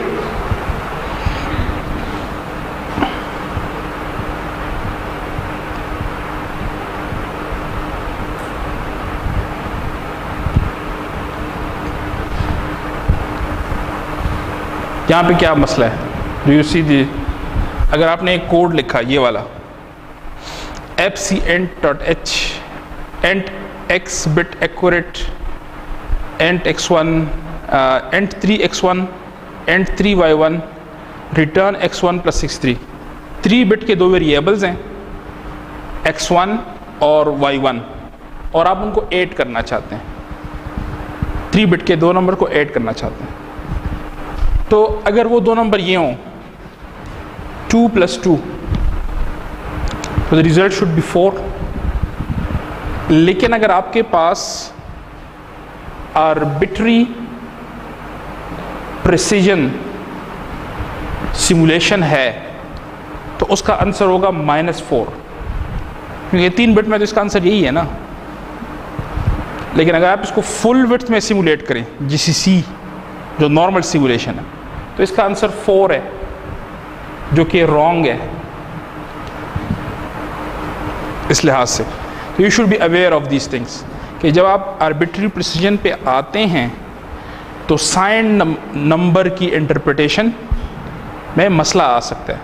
तो अगर आप आर्बिट्री प्रिसीजन यूज़ कर रहे हैं और साथ में पीछे GCC कंपाइलर चल रहा है तो मसले हो सकते हैं। You should use arbitrary precision, ठीक है, कंपाइलर सिमुलेटर।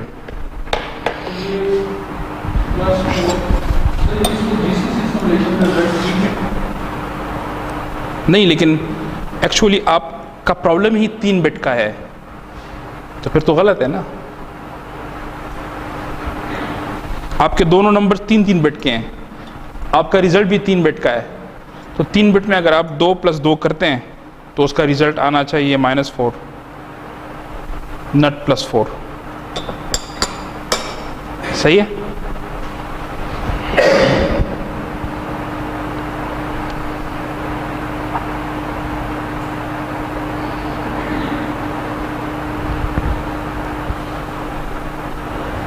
अब इंटीजर प्रोमोशन क्या चीज़ है? Integer promotion is if the operator results in a larger type, ठीक है, the result is promoted to target type. For example यहाँ पे क्या है, एक मल्टीप्लायर है, int 36 रिटर्न कर रहा है और इसके दो इनपुट्स हैं, int 18, int 18a और int 18b। सो गिवन कि आप इसको ये नंबर दें, a is equal to 1000, b is equal to 1000। ये दोनों पॉजिटिव नंबर्स हैं कि नेगेटिव नंबर्स हैं? नेगेटिव नंबर्स हैं।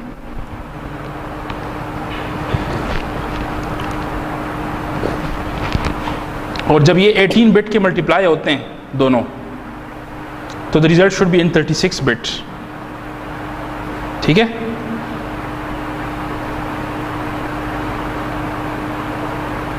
तो अगर ये उसको ऐसे मल्टीप्लाई करे, नॉर्मली मल्टीप्लाई करे, तो ये ओवरफ्लो होता है।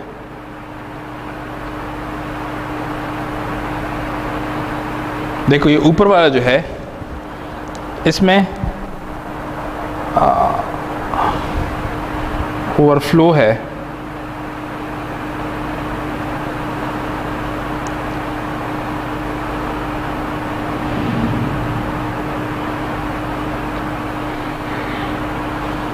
so the solution is this one कि temp टिम को आपने क्या करना है, टाइप कास्ट करना है।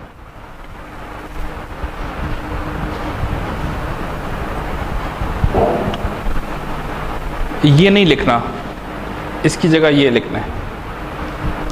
अगर आपका रिजल्ट 36 बिट में आ रहा है, so you should type cast internally, ताकि जो अरिथमेटिक्स की इश्यूज हैं, याद है आपको जब हम फिक्स पॉइंट मल्टीप्लायर तो ये सारा कुछ पढ़ लेते, तो साइन का बड़ा ख्याल रखना पड़ता है, ठीक है।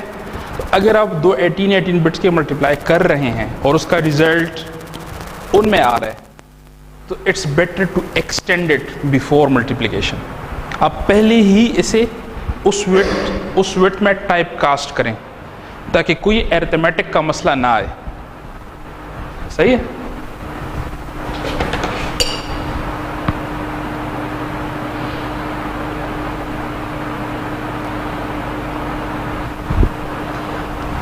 अच्छा, अब यहाँ पे बहुत सारे arbitrary, AP means arbitrary precision, ठीक है ना, एपी इंट। तो इसमें बहुत सारे फंक्शंस हैं। For example AP int underscore bit width of variable returns the length of variable, ठीक है। एपी इंट अंडरस्कोर कंकेटेनेट, दो नंबर्स को कंकेटेनेट कर देगा। एपी इंट गेट रेंज, कितना रेंज इस में आप लिख सकते हैं, positive number, negative number. So it's quite interesting. जैसे इसमें बिट लेवल भी हैं, AP int or reduce, AP int and reduce, AP int get bit. अब सी में नॉर्मली अगर आप एक बिट पे ऑपरेट करना चाहते हैं तो आपको मास्किंग करनी पड़ती है और पता नहीं क्या कुछ करना पड़ता है। यहाँ पे वो चीज़ें नहीं है। एपी इंट सेट बिट, एक बिट को आप सेट करना चाहते हैं, सही है। सो ये सारी चीज़ें यहाँ पे हैं। तो ये सी के थे, फिर C++ के।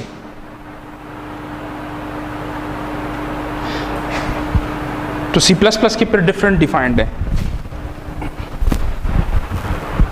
क्या अब उधर किस तरह थे C वाले, int 8 या u int 10 था, यहाँ पे अब डिफरेंट है, AP_int 9, AP_u int 10। So C++ is better supported because fixed point भी इधर है उधर नहीं है, ठीक है। It uses G++, ठीक। माइक्रोसॉफ्ट विजुअल स्टूडियो में भी आप इसको चला सकते हैं।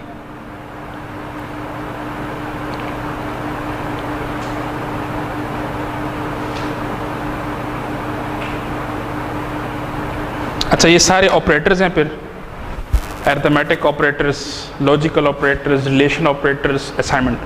जिस तरह वेरिलॉग के डेटा फ्लो ऑपरेटर्स हैं वो यहाँ पे भी हैं, ठीक है। और उसके अलावा कुछ मेथड्स हैं।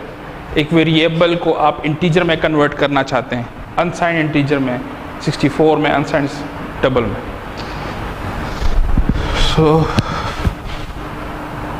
फिर और भी C++ के बिट मैनिपुलेशन के लिए इनका सिंटैक्स C वालों से डिफरेंट है। जैसे वेरिएबल डॉट सेट, ये ऑब्जेक्ट्स हैं, वो फंक्शंस थे, ये ऑब्जेक्ट्स हैं। ये डायरेक्टली आपने अगर ये डिक्लेयर किया है AP_int a, किस तरह सिंटैक्स था, विड्थ इधर था, ऐसे था ना। अगर ये डिक्लेयर किया है तो you can write a dot, और डॉट लिखने के बाद आपके पास ये सारे ऑप्शंस आ जाएंगे। आप कहते हैं a डॉट सेट, कोई ख़ास बिट को सेट कर दो, तो इस वेरिएबल ही किसी ख़ास बिट को आप सेट कर सकते, ठीक है। So it's very interesting list of functions. अच्छा जी, अब यहाँ पे है C++ AP_fixed types।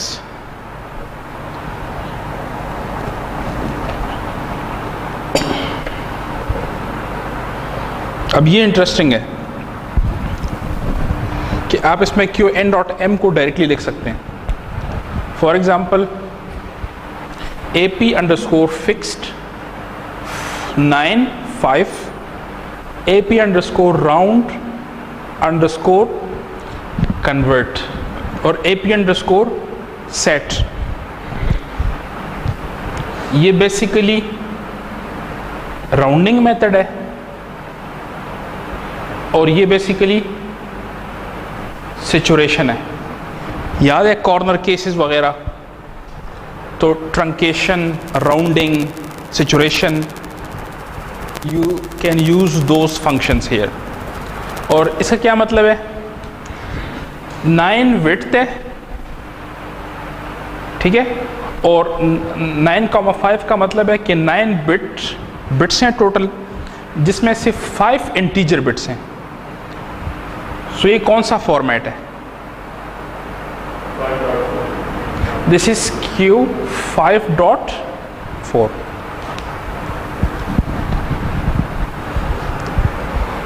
So you can define Q5.4 like this, with rounding and with truncation, with rounding and with saturation. Maybe you want, instead of rounding you want truncation, तो उसके लिए भी आप सेलेक्ट कर सकते हैं. इस तरह है AP underscore U fixed unsigned. Advantages of fixed point क्या है? The results of variable with different sizes automatically taken care of. The binary point is automatically aligned. इसके एडवांटेजेस वही हैं जो फ्लोटिंग पॉइंट के डिसएडवांटेजेस हैं, ठीक है.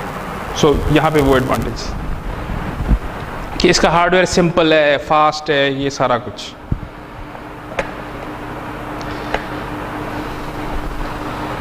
अब फिर यहाँ पे वो लिस्ट है कि कौन कौन से फंक्शंस इसमें अवेलेबल हैं.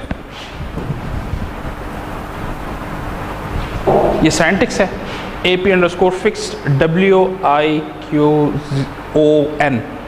और उसमें ये ऑप्शंस हैं. जैसे क्योंकि ऑप्शन में है क्वांटाइजेशन में ए P under score fix mode, ए P under score round zero, ये सारे ऑप्शंस हैं. फिर उसकी हर एक की अपनी एक्सप्लेनेशन है. अगेन ये कि जब भी किसी ऑपरेशन के बाद आप क्या चाहते हैं, याद है वो IIR फिल्टर में बिट ग्रोथ का प्रॉब्लम था. सो यू हैव दोस जी, हर मल्टीप्लिकेशन के बाद हमें ट्रंकेट करना पड़ता था. तो वो सारी जितने भी मेथड्स हैं वो यहाँ पे हैं, प्रिसीजन को मेंटेन करने के लिए सारा कुछ. तो ये फिक्स पॉइंट है ना, these are fix point numbers.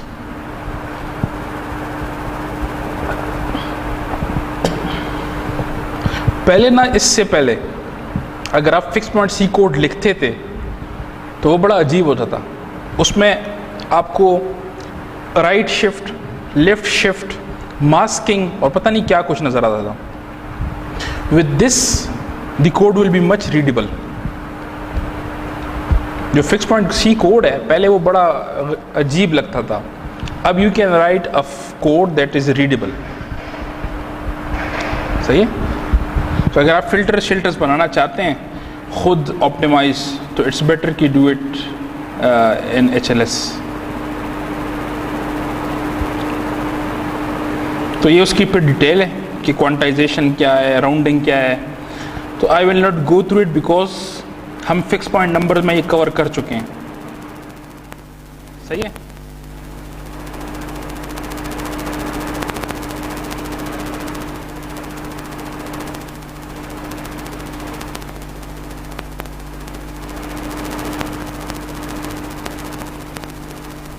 Okay. फिर वो तो अरिथमेटिक है और उसको हम पहले कवर कर चुके हैं फिक्स पॉइंट के लेक्चर में बड़ा थॉरली. यहाँ पे सिंपली उसके फंक्शंस हैं, so you have to read and you can understand. फिर यहाँ पे डिफरेंट लाइब्रेरीज हैं. जैसे एक लाइब्रेरी है HLS_math.h. इस लाइब्रेरी में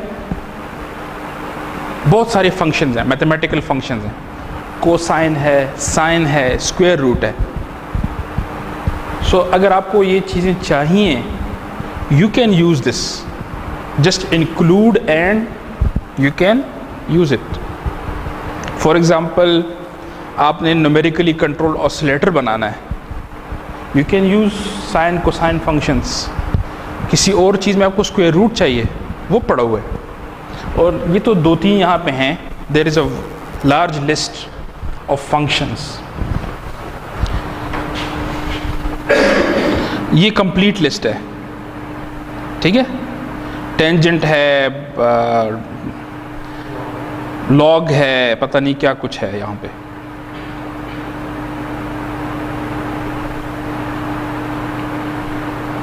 सिस्टम सी पे इतना कुछ नहीं है। अच्छा, फिर फ्लोटिंग पॉइंट, फिर एक और advantage, floating point data types हैं।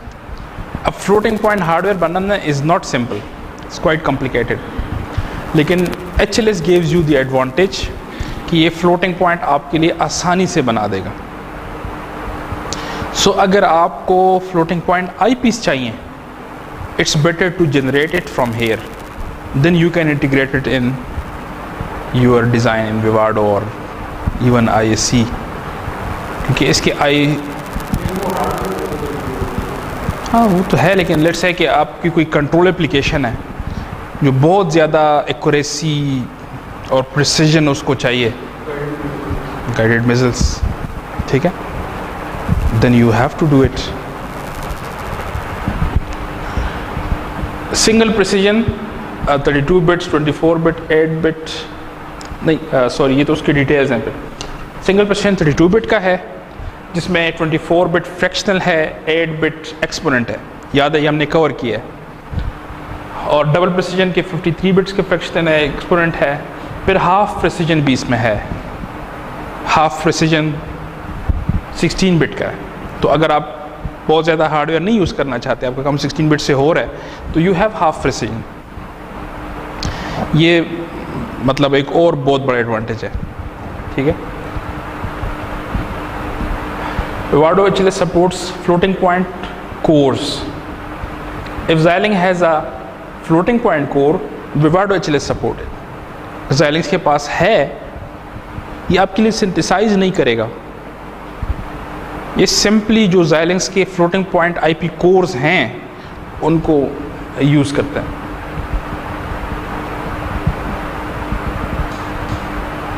अच्छा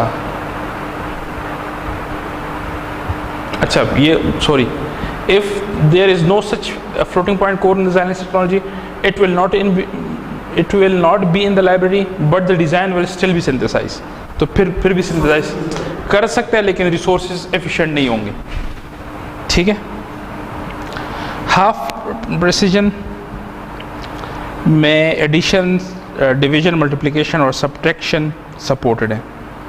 तो ये कोर्स हैं, फ्लोटिंग पॉइंट कोर्स का लिस्ट ये है, किस किस की कोर्स हैं। स्क्वायर रूट, डिवीजन, पता नहीं क्या कुछ, हाफ प्रिसीजन, मल्टीप्लायर, फिर ये इसकी समरी है 139, ओके।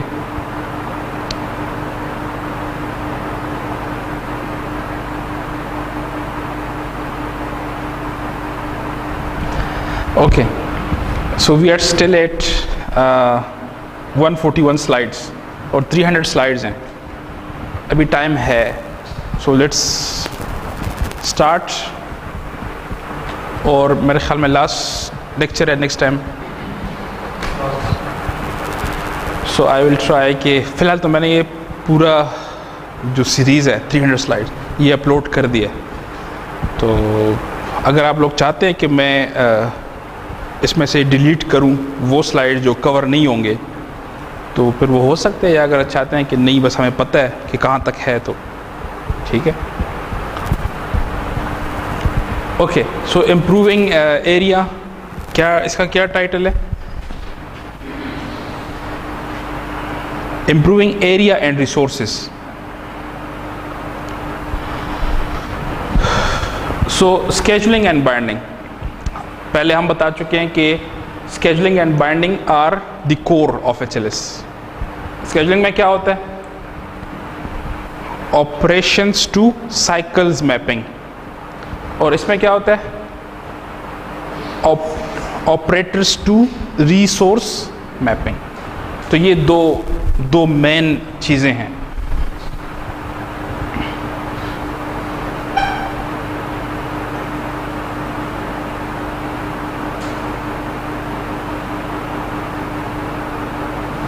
तो यहाँ पे अगेन कुछ टूल स्पेसिफिक चीज़ें हैं. Binding is controlled via configuration command. So binding can be configured to minimise specific operators. इसलिए आप इसको बता सकते हैं, यहाँ पे है ना पैरामीटर एफर्ट, मीडियम, हाई और लो. तो जब आप बाइंडिंग ऑपरेशन पे ये लगाते हैं, जैसे आप कहते हैं कि एफर्ट हाई कर लो, तो HLS क्या करेगा? वो रिसोर्सेस को कम से कम करने की कोशिश करेगा, इस पे ज़्यादा एफर्ट लगाएगा. तो ये जो ऑप्शंस हैं, ठीक है, they can give you smaller resource utilisation.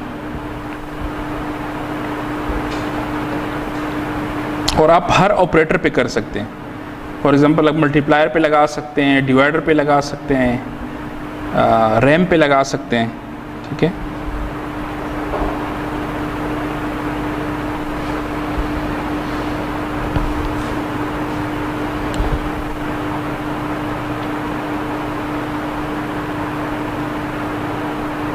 अच्छा, ये भी कुछ रिव्यू है.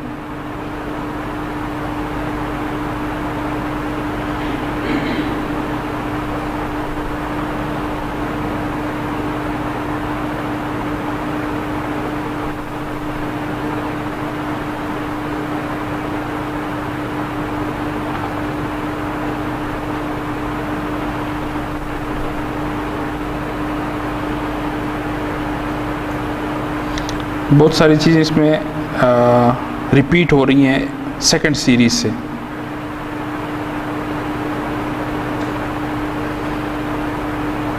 चलें, ठीक है, नेक्स्ट टाइम इसको थोड़ा सा देख लेंगे. इसमें इतना एरिया और परफॉर्मेंस वाले में बहुत सारी चीज़ें पिछले 2 सीरीज से रिपीट हो रही हैं, इसको देख लेंगे. और जो फिर इम्पोर्टेंट चीज़ है वो ये है block and port level protocols. सही है. ये बताते हैं कि जो आपके IO पोर्ट्स हैं इसके साथ क्या होगा. स्ट्रीमिंग बनानी है, प्रोटोकॉल लगना है उस पर कि नहीं, मेमोरी मैप्ड, क्या चीज़. ठीक. तो नेक्स्ट टाइम इंशाल्लाह इसको देखते हैं. ठीक है. पेपर क्या?